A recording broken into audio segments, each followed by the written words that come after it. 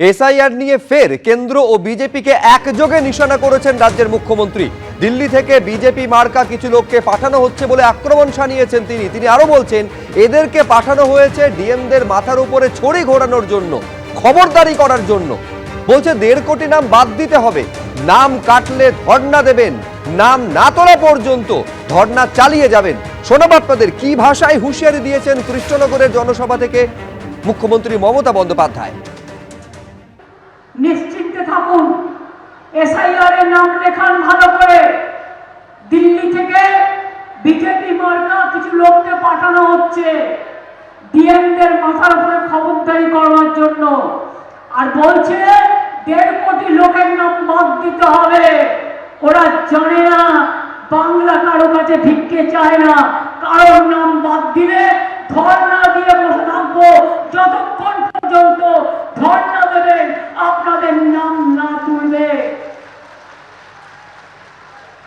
কালকে একটা খবর শুনলাম, জানি না সত্যি কিনা, যাচাই করে দেখবো। বলছে যারা ঠাকুরমা ঠাকুরদাদার নাম দিয়েছে তাদের নাকি হিয়ারিং এ ডাকা হবে আর বাতিল করা হবে, আর ডিএমদের পাশে একটা করে সেন্টারে বিজেপির লোককে বসিয়ে রাখা হবে দেখবার জন্য যে ডিএমরা ঠিক মতো কাজ করছে কিনা। তোমরা কে ভাই? ইলেকশন এখনো ডিক্লেয়ার হয়নি, তুমি ডিএমদের ভয় দেখাচ্ছ, বিডিওদের ভয় দেখাচ্ছ, বিএলওদের ভয় দেখাচ্ছ। সব এজেন্সি বিজেপির দালাল হয়ে গেছে। এরা জানে না বিজেপি চিরকাল ক্ষমতায় থাকবে না। 29 কেন, 29-এর আগেই উল্টোবে। 29 পর্যন্ত দিল্লিতে ওদের যেতে হবে না। আমি বিশ্বাস করি ওদের 29 পর্যন্ত চালাতে হবে না, তার আগেই যাবে, কল্যাণে যাবে। একেবারে বিজেপি এবং কেন্দ্রকে এক জায়গায় বসিয়ে, এক আসনে বসিয়ে নিশানা করেছেন মুখ্যমন্ত্রী মমতা বন্দ্যোপাধ্যায়। যারা দিল্লি থেকে এসেছেন বিজেপি মার্কা লোক বলে আক্রমণ শানাচ্ছেন, তারা ডিএমদের ভয় দেখাচ্ছেন, বিডিওদের ভয় দেখাচ্ছেন, বিএলওদের ভয় দেখাচ্ছেন বলে অভিযোগ করেছেন তিনি। পাল্টা সুকান্ত মজুমদার কি বলছেন দেখুন।